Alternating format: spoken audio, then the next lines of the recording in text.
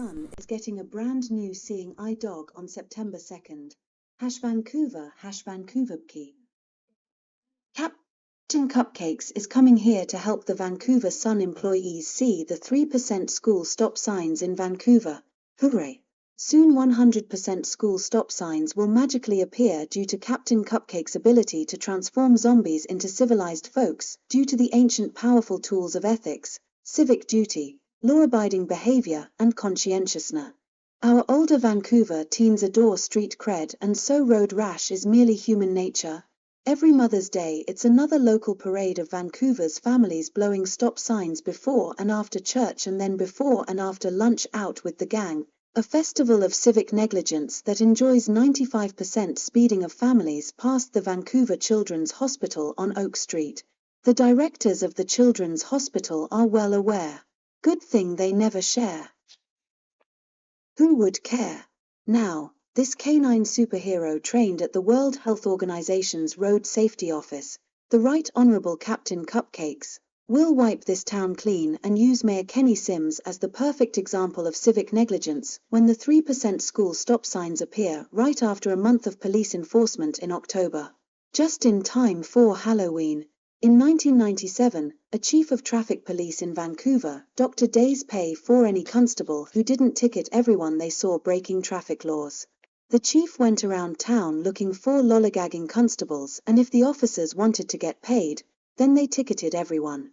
That's when 49 women were being killed by Picton, so traffic enforcement changed dramatically to include the priority of missing women.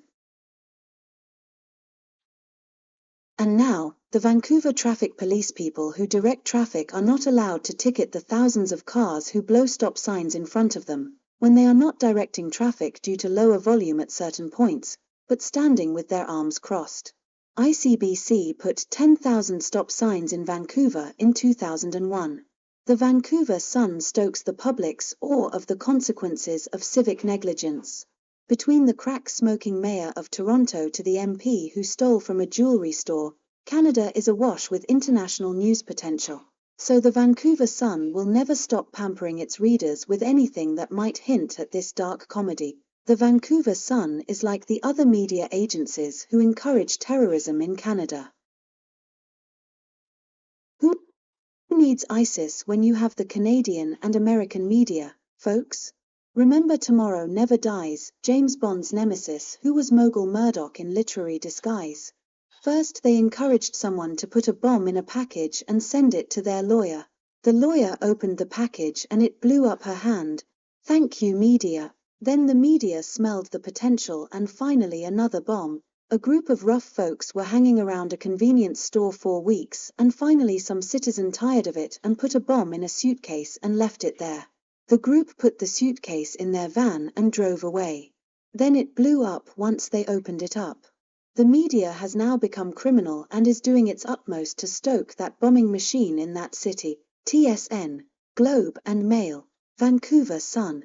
The media are delighted to make cash, cause it's bankrupt.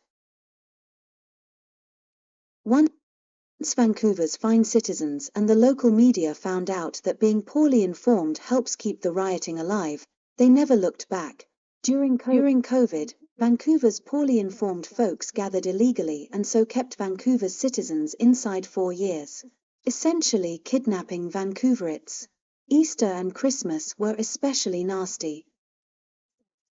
Vancouver has 3% school stop signs cause the Vancouver Sun is awash in crappy business policies.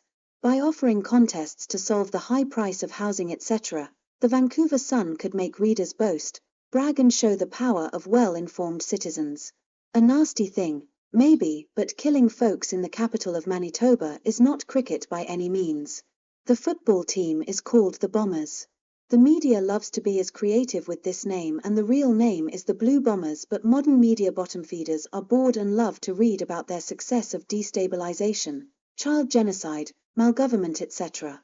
Outside David Eby's office there is 200,000 tourists jaywalking this summer and he is sure to wave if you go. He loves Victoria's city slicker syndrome and Vancouver's too and loves to see the school stop sign rates going up from 2%. At my local school at Cypress and York, it's 1% school stop signs for the under 12 set. They love the exciting voyage to school, and so do their parents.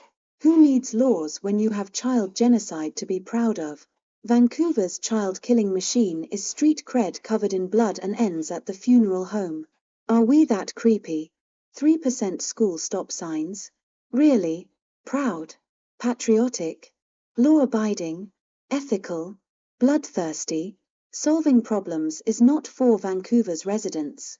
High housing problems happen to folks hypnotized by computer games, sports, celebrities, and shiny objects. Well-run cities take the gloves off. Kids, crowdfunding helps counteract child genocide.